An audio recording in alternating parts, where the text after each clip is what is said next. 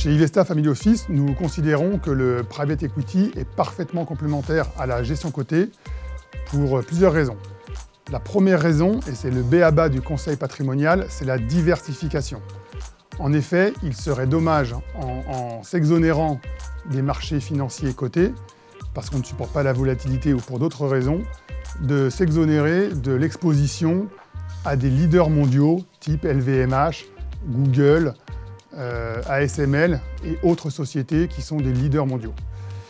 La deuxième raison, c'est que le marché coté ont la vertu d'être 100% investissables à un instant T, ce qui n'est pas le cas du private equity qui va appeler les capitaux engagés sur 3 à 4 ans au moins, puis va les rendre entre la 7e et la 10e année pour un fonds qui dure 10 ans. Ainsi, l'argent au travail sur le TRI annoncé est en réalité à hauteur de entre 1 tiers et 50%. Donc quand on annonce un TRI sur le private equity de 15 à 20% par exemple, la réalité pour l'investisseur, c'est que son TRI personnel va être plutôt entre 5 et 10%, contre un MSCI World, si on prend les marchés cotés actions mondiaux, qui va osciller entre 7 et 13% en fonction si on prend une date avant ou après 2008.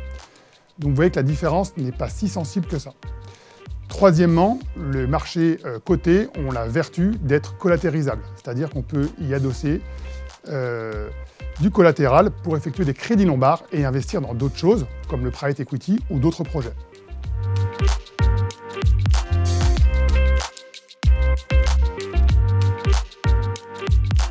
Chez Ivesta Family Office, nous avons déployé plus de 1 milliard dans des stratégies de private market, dont 60% dans les stratégies de private equity.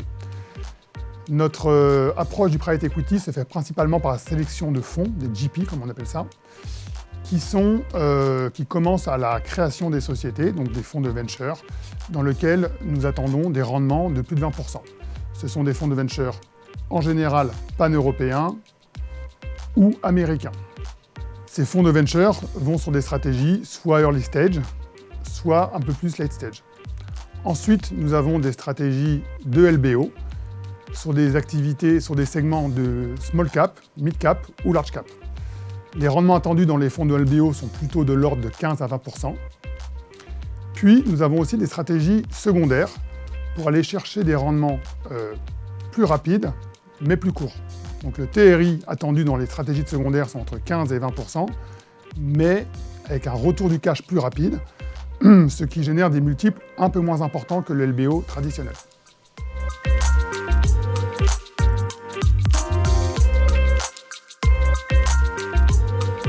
Comme dans la gestion cotée, la sélection de fonds de private equity ne se cantonne pas à la sélection de fonds top quartile, comme ils sont rankés dans différentes bases de données.